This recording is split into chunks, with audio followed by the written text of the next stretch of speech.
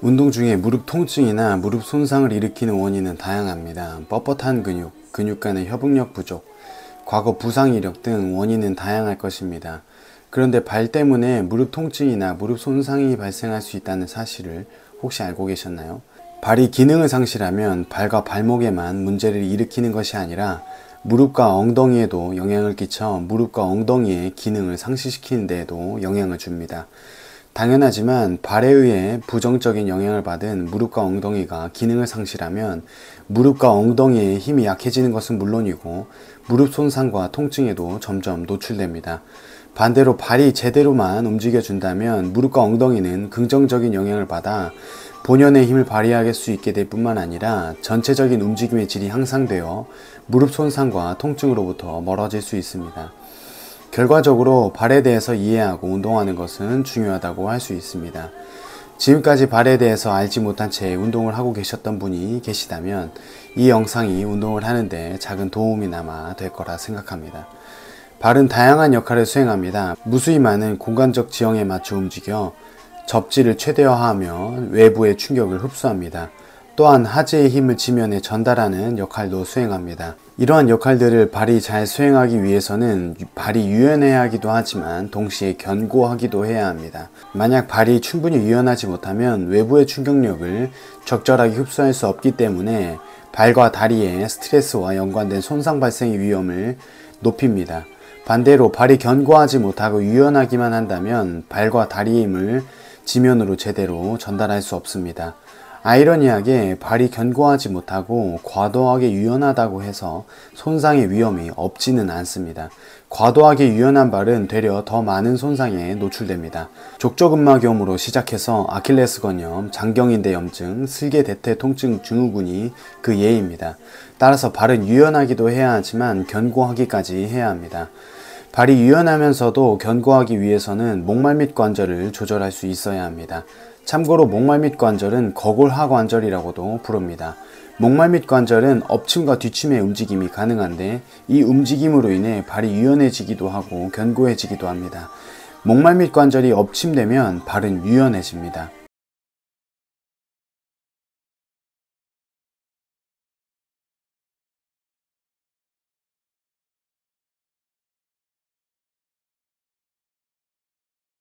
반대로 목말 및 관절이 뒤침하게 되면 발은 견고해집니다.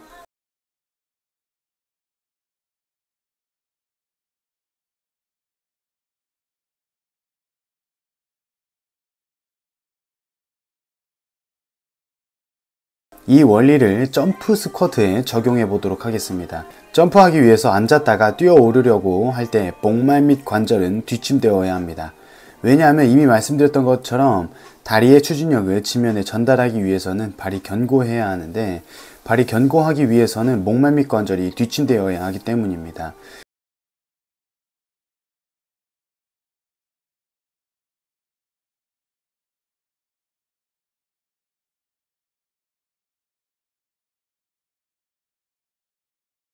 이제 공중에 떠있던 몸이 지면으로 착지할 때 목말 및 관절은 엎침되어야 합니다. 왜냐하면 착지할 때 지면에서 몸으로 오는 충격을 완화시키기 위해서입니다. 만약 목말 및 관절이 뒤침된 상태를 유지한 채 착지하게 되면 지면에서 오는 충격을 흡수하지 못하고 충격을 몸으로 그대로 전달하기 때문에 스트레스가 몸에 더 빠르게 누적됩니다. 따라서 지면에서 오는 충격을 흡수하기 위해서 목말 및 관절은 엎침되어야 합니다.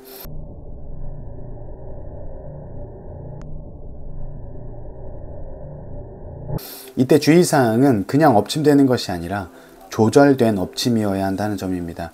조절된 엎침이란 뒤침하는 힘을 유지한 채 엎침되는 것을 의미합니다.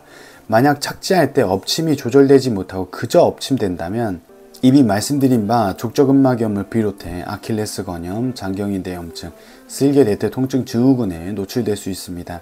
이를 다르게 표현하자면 조절된 엎침이 아닌 그냥 엎침된 것은 근육의 긴장이 완전히 풀려버려서 자세가 무너진 것입니다.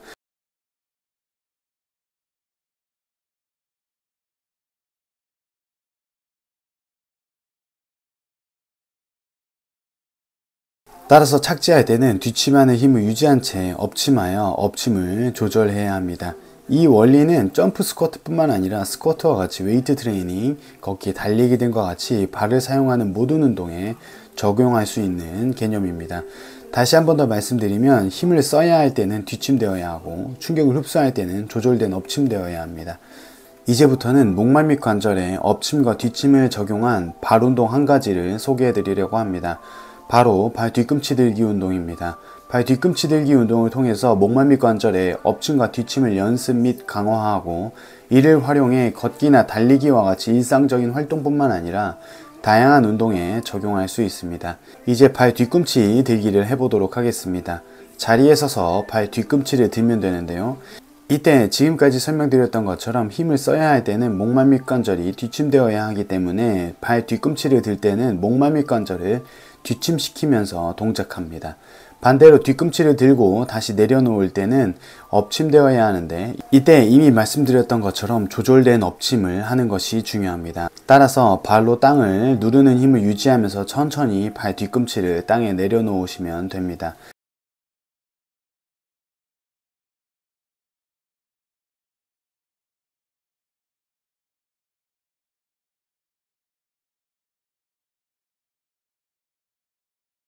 이렇게 10번에서 20번 반복해 보시고 동작이 쉽다고 느끼신다면 조금 높은 곳에 올라가셔서 동작을 해보셔도 좋습니다.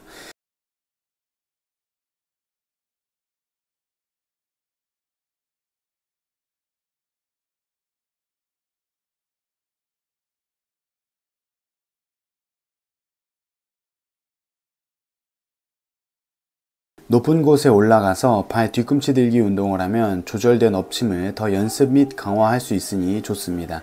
그러나 주의사항은 높은 곳에서 운동을 하는 것이 꼭 좋은 것만은 아닙니다. 자칫 엎침을 조절하지 못해 발바닥 통증을 느낄 수도 있으니 자신의 상황에 맞춰 하시기를 추천드리겠습니다. 한 가지 더 말씀드릴 것이 있습니다. 발 뒤꿈치 들기 운동을 할 때 중요한 점 중에 하나는 발의 안쪽과 바깥쪽 모두 지면에 붙어 있어야 합니다. 발의 안쪽이나 바깥쪽에 힘이 쏠리거나 지면에서 떨어지면 발을 제대로 사용할 수 없습니다. 목말 및 관절의 뒷침에만 신경을 쓰다 보면 자칫 발의 바깥쪽에만 힘을 주고 동작을 하게 될 수도 있습니다. 이렇게 반복하다 보면 발목을 삘 수도 있으니 발의 안쪽이나 바깥쪽 모두 지면에 붙어있는 범위에서 동작하셔야 안전합니다. 발의 안쪽은 비골구와 관련이 있는데 발목의 안정성에 빼놓을 수 없는 근육입니다. 관심이 있으신 분은 비골근에 대해서 한번 알아보셔도 좋을 것 같습니다. 제가 준비한 내용은 여기까지입니다. 발에 대해 공부하고 영상을 준비하면서 든 생각이 있습니다. 운동을 처음 시작했을 때 발에 대해 알았으면 시행착오를 상당 부분 줄일 수 있지 않았을까 생각을 했습니다.